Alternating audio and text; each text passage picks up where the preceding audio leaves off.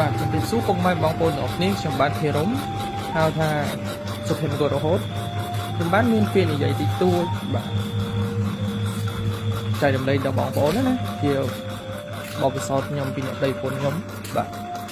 ក៏ថ្ងៃនេះខ្ញុំពីអ្នកប្តីប្រពន្ធខ្ញុំការងារច្រើនណាស់ការងារផ្ទះផងបាទការងារផ្ទះផងទាំងការងារក្រៅផងបាទហើយមានបន្ទុកកូនបាទ2នាក់ទៀតអញ្ចឹងទោះបីថាប្តីប្រពន្ធខ្ញុំអត់យ៉ាងណាក៏ខ្ញុំនៅខំប្រឹងតស៊ូដែរហើយមួយទៀតដែលខ្ញុំចាប់ដៃបានគ្នាពីអ្នកប្តីប្រពន្ធខ្ញុំនេះតាំងពីអត់ដូចគ្នាខ្ញុំនិយាយតាមត្រង់ខ្ញុំចាប់ដៃបានប្រពន្ធខ្ញុំមុនដំបូងគឺដូរកវលកំប៉ុងតាក់សាំងណាបងប្អូនហើយខ្ញុំនិយាយរឿងពិតណារហូតយើងខំប្រឹងជាមួយគ្នារហូតដល់បានការបាទខំប្រឹងរស់ស៊ីខំប្រឹងធ្វើការព្រមដល់ដោយសប្ថ្ងៃពួកខ្ញុំក៏មិនមានដែរប៉ុន្តែគាត់តែយើងមានគំនិតមួយចង់រស់ស៊ីបាទយើងបង្កើតគ្រួសារមួយដែលល្អយើងមានគំនិតចង់រស់ស៊ីទោះបីថាយើងអត់ប៉ុន្តែយើងអត់ល្អមើលបងប្អូនបាទគឺតស៊ូហើយក៏ខ្ញុំក៏លើកទឹកចិត្តដល់បងប្អូនដែរគាត់ចង់រស់ស៊ីប៉ុន្តែគាត់មិនហ៊ានរស់ស៊ីគាត់ខ្លាចខាតតែអីចឹងណាអញ្ចឹងមើលខ្ញុំជាគំរូខ្ញុំរងថ្ងៃលក់ក៏មិនសូវបានប្រហែលដែរប៉ុន្តែ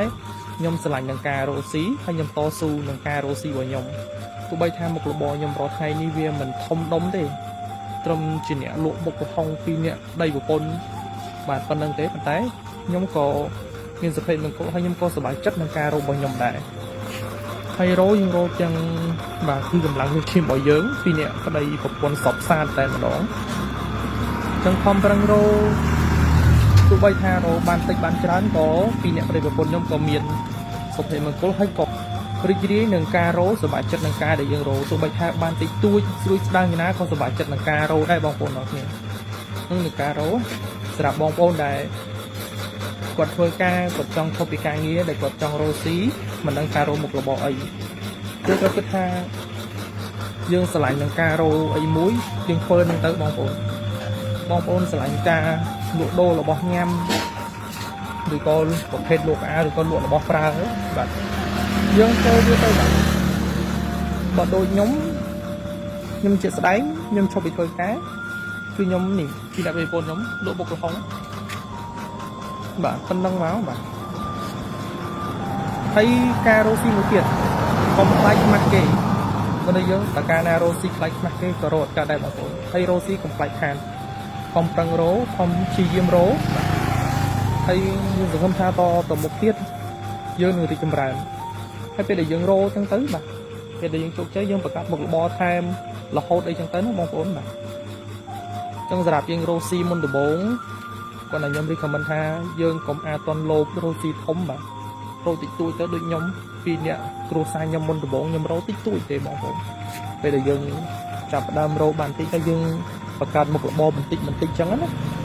ហើយខ្ញុំរងហើយខ្ញុំមិនមែនជាអ្នកមានក៏មិនមែនជាអ្នករស់ស៊ីអីធំដែរតែលក់បុកកំហុងទីខ្វៃប្រភេទឃ្លីប្រភេទអីចឹងណាបងប្អូនតែដែលយើងលក់យកទៅក៏យើងបង្កើនមុខមនុស្សយើងជាមួយចូលបន្ថែមទៀតក៏អត់មានអីនិយាយច្រើនដែរបាទហើយក៏អរគុណពុកម៉ែបងប្អូនដែលទស្សនាក្នុងវីដេអូរបស់ខ្ញុំបាទតាំងពីដើមរហូតដល់ចប់ណា